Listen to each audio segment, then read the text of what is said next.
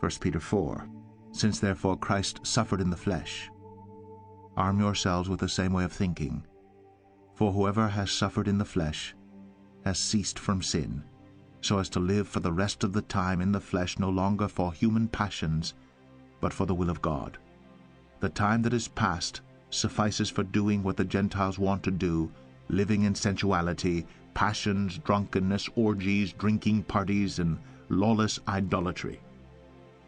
With respect to this, they are surprised when you do not join them in the same flood of debauchery, and they malign you. But they will give account to him who is ready to judge the living and the dead.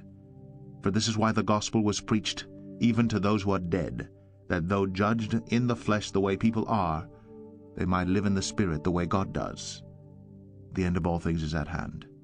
Therefore be self-controlled and sober-minded for the sake of your prayers.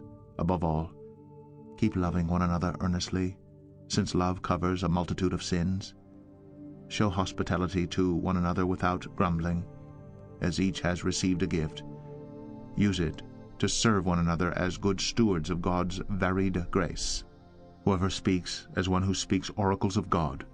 Whoever serves, as one who serves by the strength that God supplies, in order that in everything God may be glorified through Jesus Christ.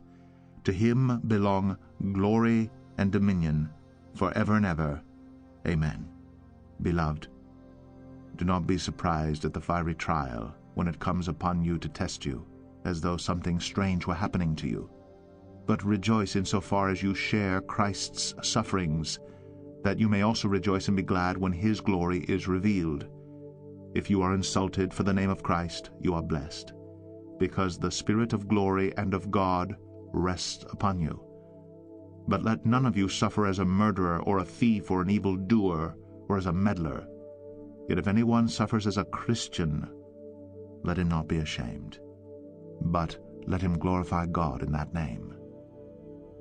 For it is time for judgment to begin at the household of God, and if it begins with us, what will be the outcome for those who do not obey the gospel of God? And if the righteous is scarcely saved, what will become of the ungodly and the sinner? Therefore let those who suffer according to God's will entrust their souls to a faithful Creator while doing good.